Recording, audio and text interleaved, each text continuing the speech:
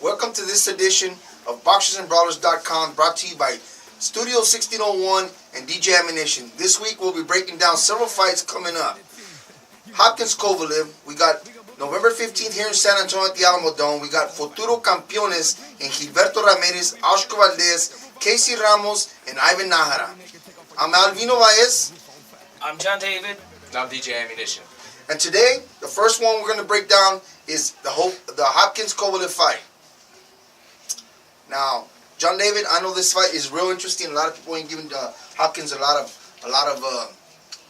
Me personally, I don't think Hopkins is going to do well in this fight. I think he's biting off more than he can chew. What do you think on that, man? I think if it goes the distance, it's gonna be Hopkins' fight if he takes the distance. If it goes all 12 rounds, or the deeper he takes Kovalev, it's gonna be to Hopkins' advantage. So do you think? Honestly, you giving him a chance? I'm giving him a chance. Now, my final pick is going to be Kovalev by knockout, because I think the wheels got to fall off sometimes on Hopkins. He's 49, hitting him 50. He can't be going forever. So, it's weird, because Hopkins being the older guy, his best chance is going further into the fight. Oh, yeah. Huh. What do you think? I think Hopkins, the alien, he's going to take this one. He's going to draw Kovalev all the way up until the 12 rounds are up. Even though he is older, his stamina, he's really had a good training as far as what we've heard. And, I think he's going to really pull this off. He's going to beat him in the 12th round. Well, if anything, he's always been known for his stamina. Because, Yes. he never abused his body, things like that. Now, Kovalev, he's always said that he's going to send he's saying that he's going to send the alien back to Mars. Now, personally, I believe that Kovalev is just too young, too big, too strong.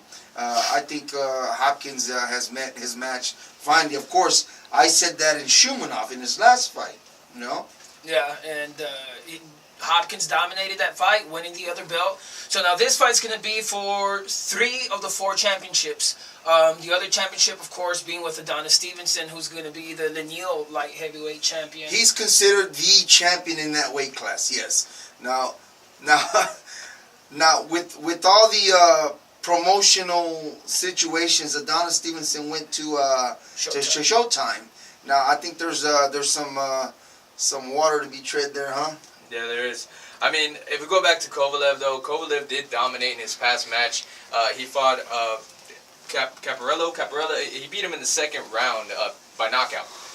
So Kovalev does have the upper hand, being younger, possibly being stronger. But I still think Hopkins is going to pull this off.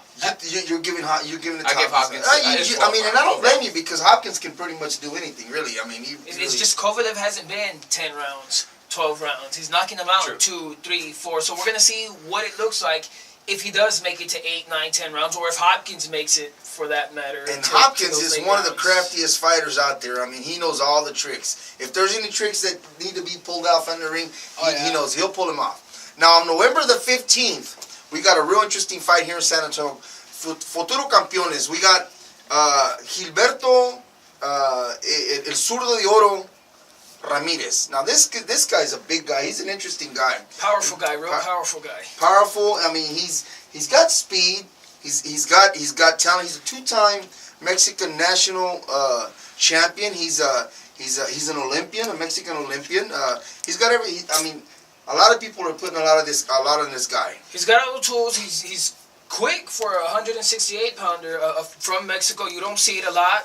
What is he? 6'2", 6'3"? He's 6'3". He's 6'3". 6'3", 168, southpaw. So it's very interesting to see this guy. They're talking about meeting up with Chavez down the road. He says that's going to be a dream match for him. So that'd be a great fight to see down the road. But first, of course, he's calling out everybody. I mean, I know that there's going to be some promotional issues there, but he's calling. I mean, he's called out. He's called out Canelo. He wants to fight Canelo. He wants to fight Chavez Jr. And he's even come out and said he'll take that the fight with Triple G. Which I don't know. I don't think he's ready for that. But I mean, he's calling people out. Now Ramirez, his record right now, he's 29-0. He's got 23 knockouts under his belt. He's going to be going against Fulgencio Zuniga, and Zuniga's got 27 wins, 9 with 24 knockouts. So Zuniga has 1 knockout above him, but Ramirez, I think, is still going to take this one. Someone's going to sleep. Yeah, someone's going to sleep. There's a lot of firecrackers. There's a lot of power in that fight. Yeah, there's going to be a lot of power going into that fight. Now let's talk a little bit about the undercard. We got the Olympian Oscar Valdez. who also's got power. I mean, he's got I think about 13 or 14 fights and about 11 knockouts, 11 or 12 knockouts, and 11 knockouts. And he's got some pop, and he's fast, and he's fighting at right now. He's campaigning at 126. 126. He's a featherweight, so. I mean, but what is he? 21, 22 years old. I mean, he's looking he's young. He's young. He's going to be going against Alberto Garza. Alberto Garza has a little bit better of a record. Right now, he's got a 26 with 21 knockouts, so he's definitely way above Valdez at this point. But Valdez really is you know. So this is going to be Valdez's real test right now. Real fight. Yeah. And a step up in competition. And then we got Casey Ramos coming down from up the street there in Austin, and he's an undefeated fighter, right? Undefeated, not a lot of pop, as you can tell. He's only got 5 knockouts in his 18 professional fights. So we'll see how that's going to do. He's probably going to be. And this is, I mean, I don't know who he's fighting yet, but I would think that he had a tough opponent, his last opponent. I mean, he was rocked.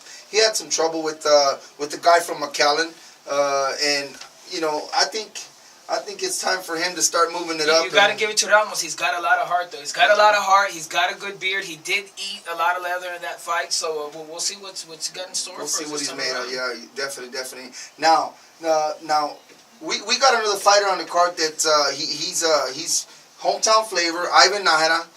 He's 14-0 with 8 KOs. What do you think? I mean, he's your alma mater guy. He went to Alamo Heights with you guys. Give me some insight on that. Ivan's a close friend of mine. I mean, this dude, I followed him, you know, pretty much since he started, and he's insane. He's a great boxer. A majority of the time, he's got the 8 knockouts. I mean, this dude, he goes in the second, third round, and the people he's fighting are already having trouble just trying to keep up with them. It takes a body shot, a head shot, and they're down. They're down the canvas. They're down for the count. He wins it. So I really see him pulling off. I'm not too sure as to who he's fighting coming up, but I see him pulling this one off. Is going to make it with his 9th knockout and his 15th win. His next opponent, his name is Luis Cervantes. I think it's a step down from his last 2 fights. I mean, I think combining his last 2 fights, it was something like 28-2. Now this guy's 7-8. I'm not sure. I don't know if it's because Ivan had a hard time in his last fight. It was his toughest test yet. And personally, I didn't think he looked too sharp.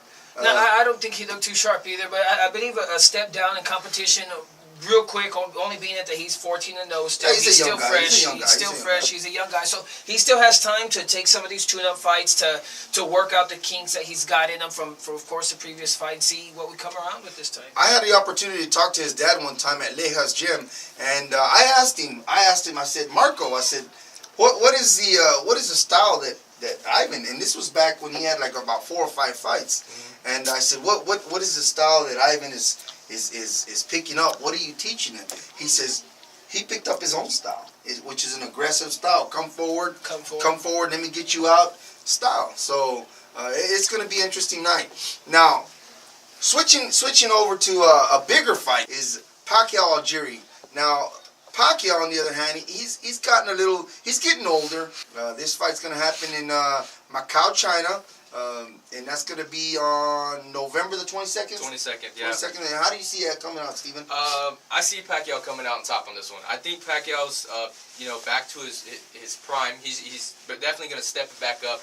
I mean, there's a lot of buzz right now with Pacquiao possibly being lined up with Mayweather in the future. So I think right now Pacquiao's time to shine would be to completely knock out Algieri. I think that it'll be a late round knockout. I think Pacquiao will pull it off against Algieri, and he'll be on top. Now, Steven, are you giving Algieri any chance at all?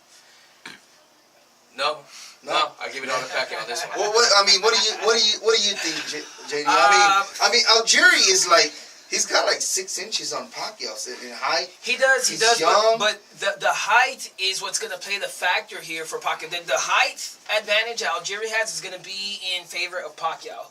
Pacquiao could go in, smother him, stay close quarters, and go for those short punches and reach in for that knockout. I'm going with the straight left to knock him out. But I mean, like, isn't that what in Algieri's last fight when he upset what was it, the Russian rocking Provodnikov? After Provodnikov hit him with that left, Algieri made those adjustments where he was never able to get back in. But speed's going to be the difference. Provodnikov is way slower on his feet than Manny Pacquiao, of course. with Pacquiao having the way better technical skills over Provodnikov. So that's what's going to be the difference between Algieri and Provodnikov versus Algieri and Pacquiao. So let me ask you guys a question. So if Algieri comes out and gives Pacquiao everything that he can handle, everything, I mean, I'm talking, I mean, if Pacquiao squeaks out a decision, is the Mayweather fight out the window? No, I still think that they're still going to try to feed Mayweather or feed Pacquiao to Mayweather, even if Pacquiao barely comes by in the 12th round decision. I think it's got to be a fight that's got to happen before Mayweather retires.